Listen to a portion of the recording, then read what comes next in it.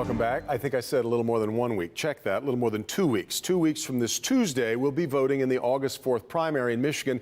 Now, the last primary election in our state gave us the night that the governor announced the first 2 cases of the virus in the state. And here we are now trying to figure out how the impact will be on an election held in the throes of a pandemic. Let's talk about it with Nolan Fenley from the Detroit News. He's up there on the upper right-hand part of the screen. Below him, Stephen Henderson from Detroit Today on WDET. And up there on the upper left-hand side, political consultant Mario Morrow. Gang, thanks very much for being here.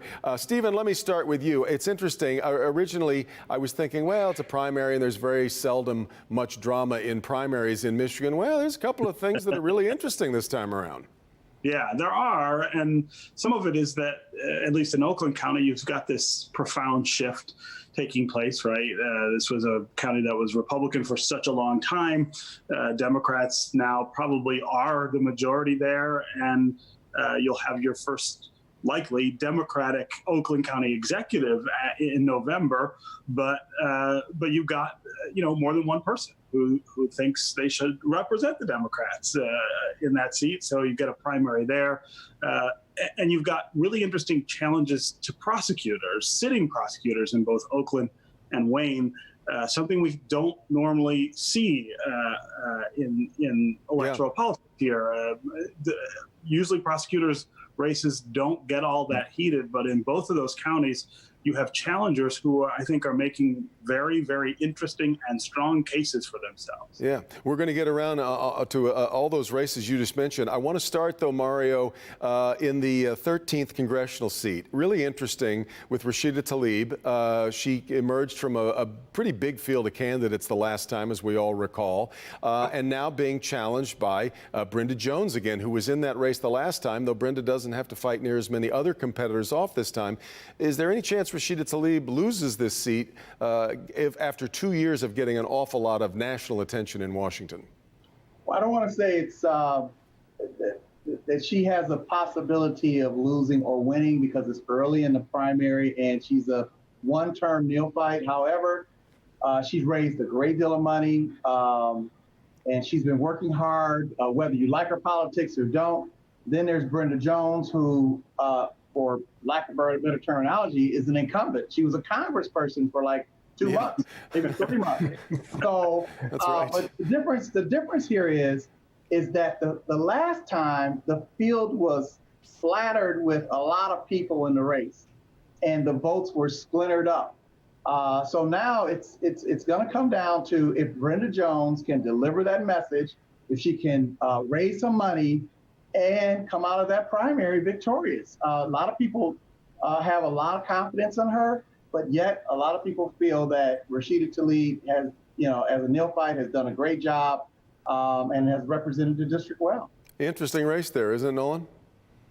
It is, and you may find it hard to believe, and I'm sure Representative Tlaib was just as shocked, but we endorsed her in that race, and we did so because, she is a passionate, high-energy person who pays attention to her district. We might have taken a look at a number of other challengers, but I think Brenda Jones just doesn't have the enthusiasm, the energy, or the message to represent this district well, and I think that's why Representative Tlaib will win the primary. Stephen, before we move on to Oakland County, you think any chance you think Tlaib gets beat? I mean, I think there is a chance because of what Mario was talking about. I mean, last time she won because the field was so splintered. There was a concerted effort this time to select one candidate and get everybody behind that candidate to challenge her for that seat. There's a lot of people who still believe, even as progressive as Rashida is, that there ought to be an African-American sitting in that seat that John Conyers had for as long as he did. And so some of what's going on is people trying to assert that again and say they ought to have a shot at giving voters that choice. Yeah. Let's move now to that seat that Stephen was just talking about in Oakland County. Mario, for many, many years, unimaginable to many people to see a Democrat as the Oakland County executive, where Brooks Patterson, of course, held that seat for so many years. Not only do we have 2 really strong candidates vying for that seat right now, it's gotten nasty between the 2 of them in the ads. Dave Coulter and Andy Meisner. I was very shocked to see that. And you know, both Andy and Dave are very good people. They've done well. The current Dave, the current county exec, has, as an interim, has done a great job. He's built bridges. People are behind him. But yet, Andy Meisner has, you know, he's been a treasurer out there for a while. He's been, at one point, the only Democrat in Oakland County, high level, who's had a position of respectability and notoriety, I should say. So this is going to be a huge challenge. Unfortunately, it's come to the point where you've got now two Democrats who are running against each other for a seat that was held by a Republican for a long time. Yeah. And everybody knows that it was Brooks Patterson. It's quite a sea change in Oakland County, Nolan. Well, and I don't agree with Steve that it's Democratic.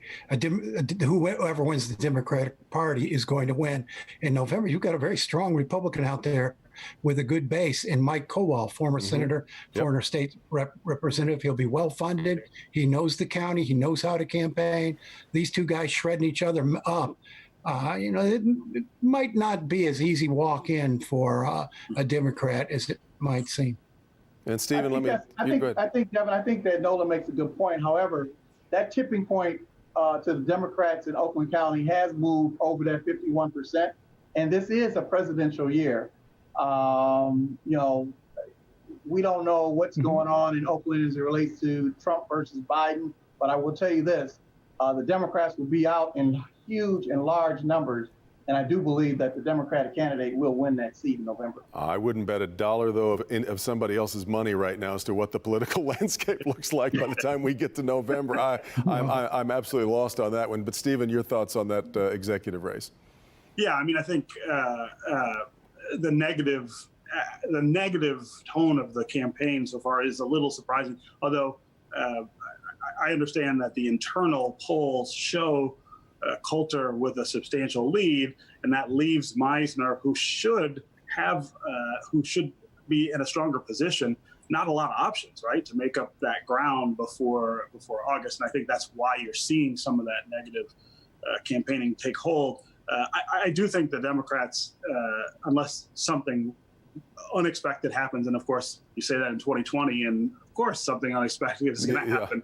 But I do think the Democrats are in a very strong position to take that seat. Mike Koval does not have the countywide base anymore because he's a Republican. That someone like Meisner or Coulter, who's in the seat now and doing a job that people seem to appreciate, is going to have. I think there's going to be a real uphill battle for Republicans to keep that seat.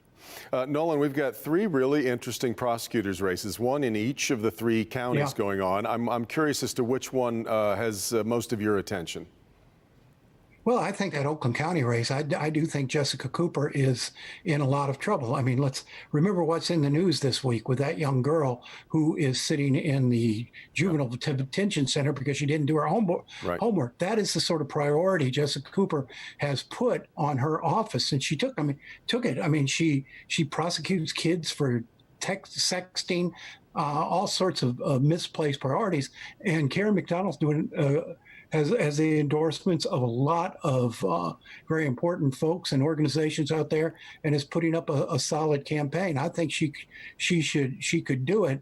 I'm interested to see what will happen in Macomb County, where Pete Lucido, who's had some issues with sexual harassment in the legislature, whether he can overcome those and win the Republican primary there. If he does, I think he's got a stiff challenge. There are a lot of good Democrats in the field as well, but it'd be interesting to see if voters will overlook that negative publicity, if you will. Mario, I'm starting to run out of time, but in Wayne County, Kim Worthy has had that job for a long time. We've got a newcomer in Victoria Burton Harris on the scene now. I think she's just 33. Kim Worthy, have anything to worry about? I don't think so. I think Kim Worthy's going to win, and probably win in a landslide. Very well liked. She led the rape kit, trying to figure out what's going on with the rape kits. And remember, based on everything that's going on right now, she was premier as it relates to the Malice Green situation back in the day, police brutality. So Kim Worthy, I think, will get the nod. Do I see you nodding in agreement there, Stephen?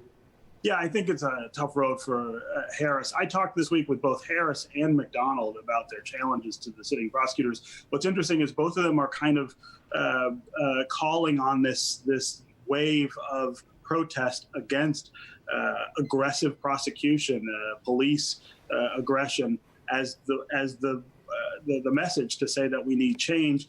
That could take hold. I think it could take hold in Oakland easier than in Wayne. But I think Mario's right. I mean, Kim Worthy is one of the most, I think, well-footed politicians in any public office in Michigan. It would be very hard, I think, to knock her off. Great thoughts on all those races, guys. But of course, the wild card in all of it is what happens with turnout. How do people cast their votes as we deal with the virus? Thanks so much to all three of you. Thanks for being here. We'll wrap things up for Flashpoint right after this.